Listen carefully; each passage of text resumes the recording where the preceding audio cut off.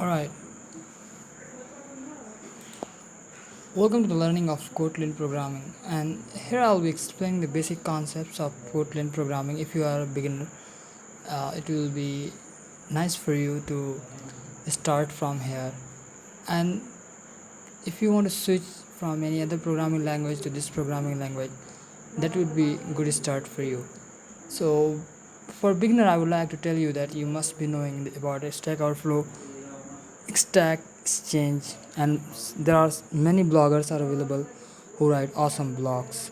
So you can go there and just look over there and just read the content, right? So that's how you can be a better programmer. And one most powerful tool that you have is Google. So you must be having the art of googling things, right, to become a programmer. But I'm not suggesting that for everything you have to go for Google. Just first try yourself, try it again, and after that you have to go to Google and find a solution or look at the approach how the problem is solved, right? So let's begin.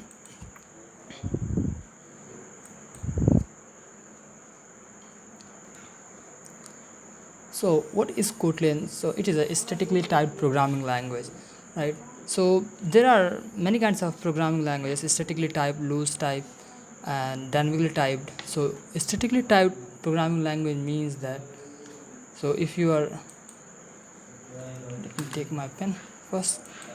Okay, so statically typed programming language means that if you're writing a program, right, so if you assign a variable age equal to 10, and later somewhere in your program you again reassign this value age equal to 10, so the compiler will going to tell you that this is the error.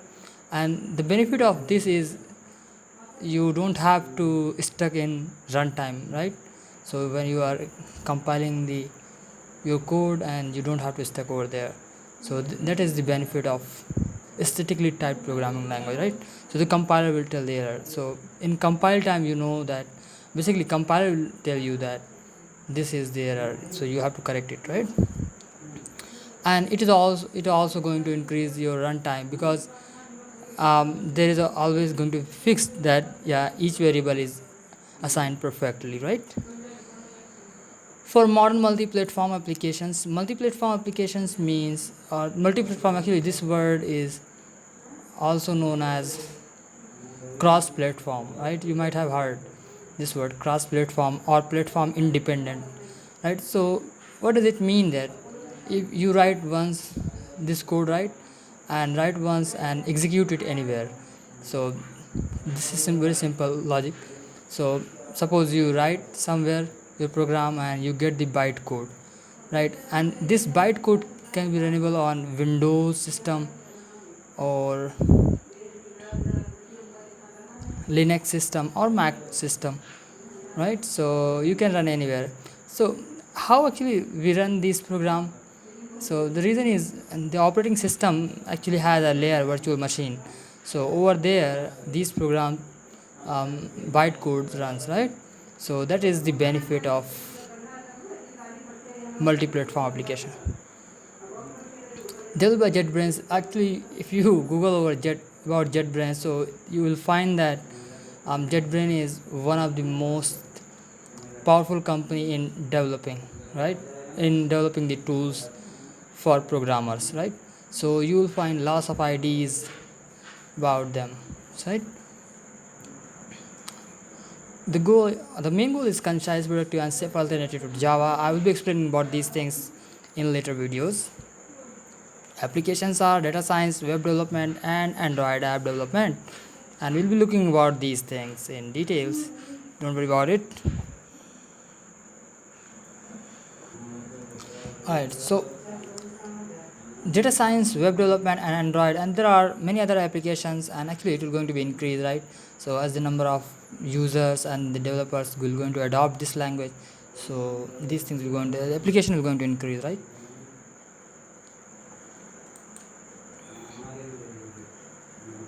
Now the features of this language. Actually, I would like to tell you, like to go over the main website of Kotlin, so I will show you what actually there is.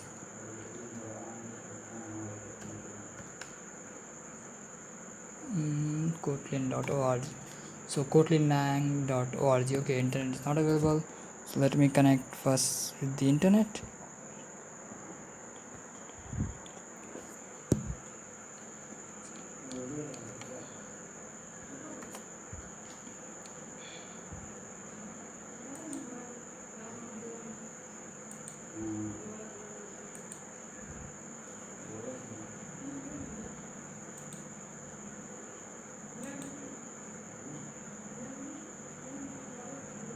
Okay, so there we have got the official website of this language.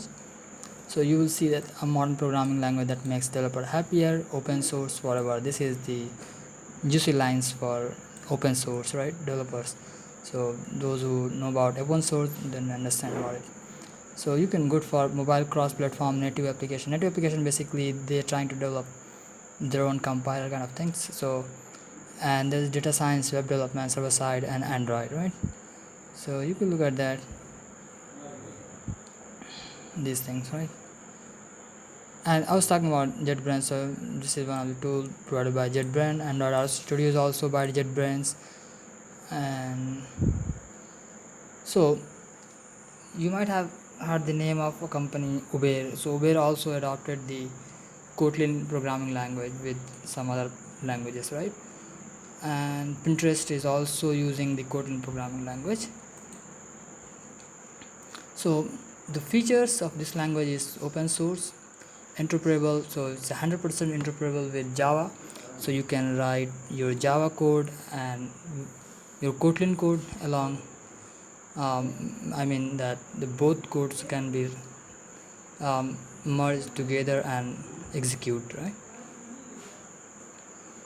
Concise and reduce. Actually, this is found that the 40% of the lines or 40% of the code is reduced code in Kotlin, right? So if you write 100 lines in Java, so you will find in Kotlin that there are only 60 lines, right?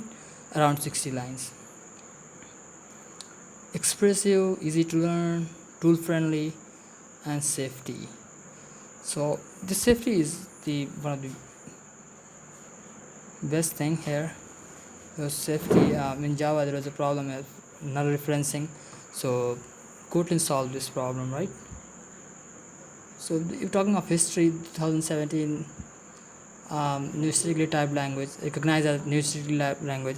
The reason was this was the golden thing. Actually, you can say that the luckiest year 2016 to 17 for Kotlin, and there the number of user increases and there were lots of developers involved with Kotlin. So that's why it is recognized as the statically typed language targeted to run on JVM.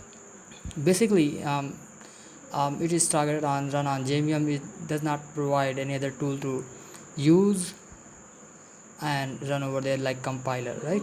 Compiler kind of thing. So you can run over JVM, Java Virtual Machine. As I've shown you that native, there is a one to avoid JVM. So they are developing over there those tools, right?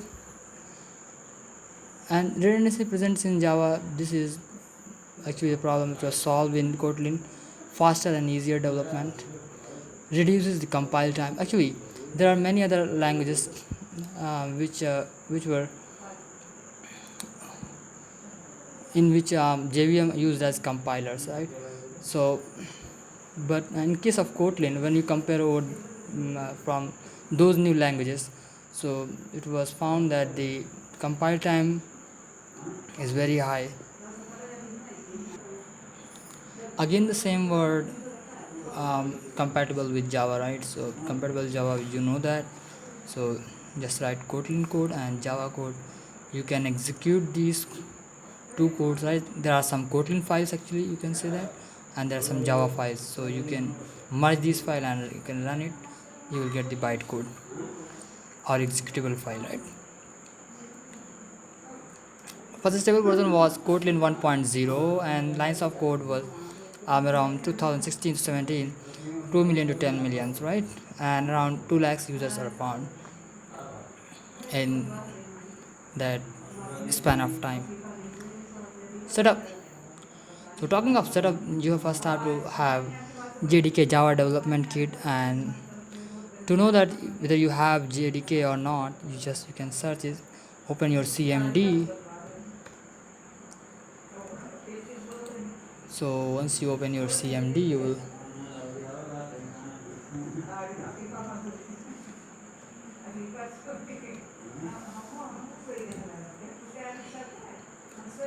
you type Java, yeah. And if you see, yeah, a whole bunch of commands, so it means that you have the Java, right, installed in your system. And actually I would like to tell you one thing more. There are two things, JDK and JRE. So don't download JRE, which is Java runtime environment, right? So it actually only take bytecode and provide a virtual machine and take bytecode and run that code. So download JDK Java Development Kit, which is going to be helpful for you. And second thing, IDE, Integrated Development Environment, right? So let's see how to download these things, right? So if you want to download JDK, just go over there.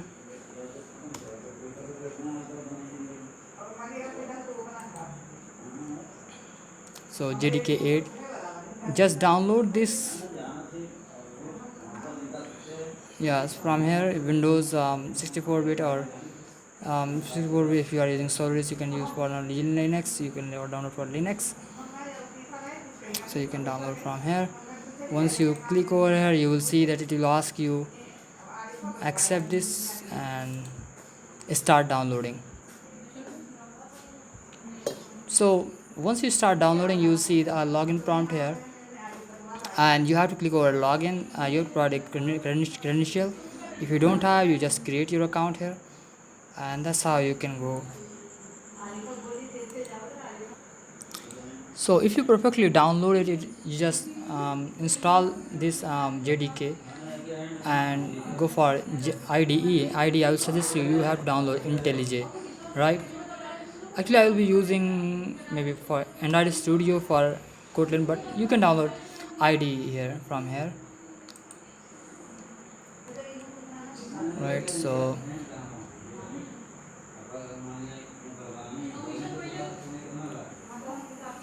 just download over here by clicking over here. So download the community version right now. So you will see that it will provide JVM, Java Virtual Machine, and Android development tool, right? Free and open source. So once you click download, so it will going to download your.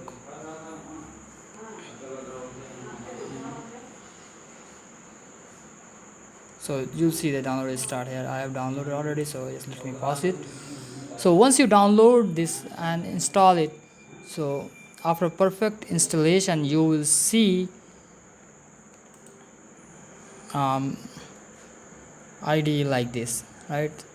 So you will see something like this, IntelliJ IDE, right? So now let's look at the first program of Kotlin. If you familiar with C programming or any other or Java programming or any other programming language, so you might be knowing that there is a main function. So main is the entry function, right? By means of entry function, without main you cannot run your program. So same thing is also here. You must have to have the main function, and fun is a keyword which is used for defining function, right? So there notable thing is Java and C is available. Curly braces is also found here. Then there I'm using println, which is for printing. And if you look at the Java system.out in println, right? So here simple println hello Kotlin or print hello Saleh. Actually I would say that you just go over Google and find the difference between println and print, right? And the one thing I could say that this semicolon, you can avoid semicolon here in this Kotlin programming language, right? This is one of the best thing. If you're writing lengthier programs, so there would be lots of chances to stuck in your semicolon, right? So don't worry about it. So there are two ways to write programs. So procedural programming paradigm is also there. so like C and C++, and there is also object oriented programming paradigm, right? So you can write a procedural ways of programming or O programming, right? So you can adopt any of method, but O is most famous, and the market is also very high demanding for O programmers, right? Now let's create a new project. Run up. Next, so create a hello world program right now.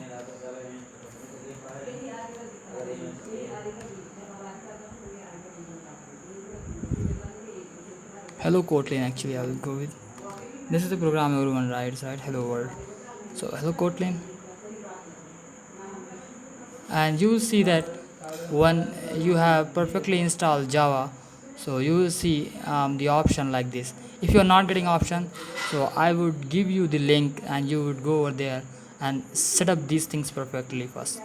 So yeah,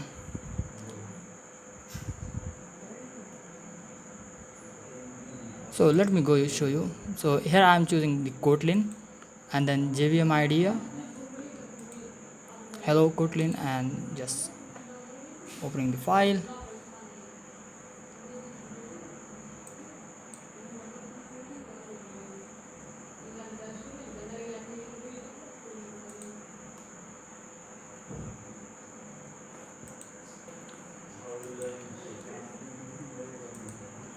Alright, so just go over there. There is source folder. You will find this is an empty folder. You just go there and create a Kotlin, right?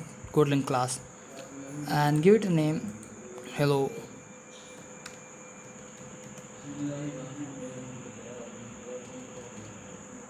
Hello Kotlin, right? So this is a name. This is the way how class is named.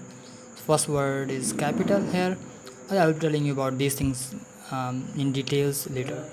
So just create a class. So perfectly you have created a class now, and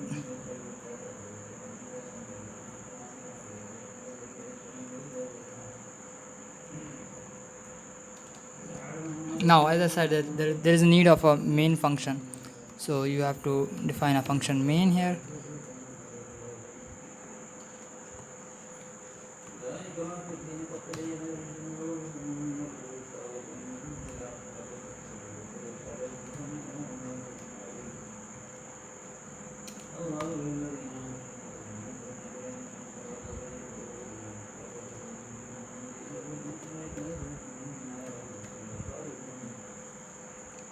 Hello world. Yeah, hello Kotlin, right? So that's how you could define the, and I would say that you could just use it over here. There is no need of that, so you just click that green button, right? So to run this main function, so it will going to take little bit time. First it will build your project, and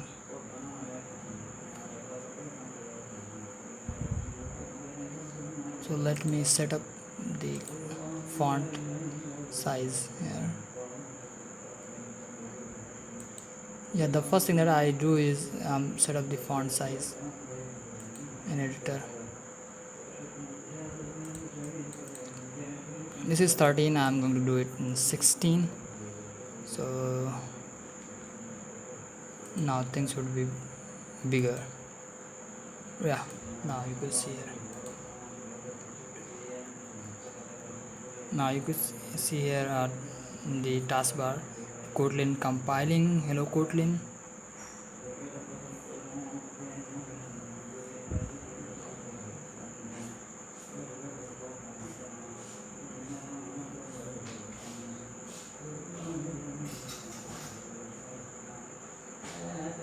Alright, so you see this is the output.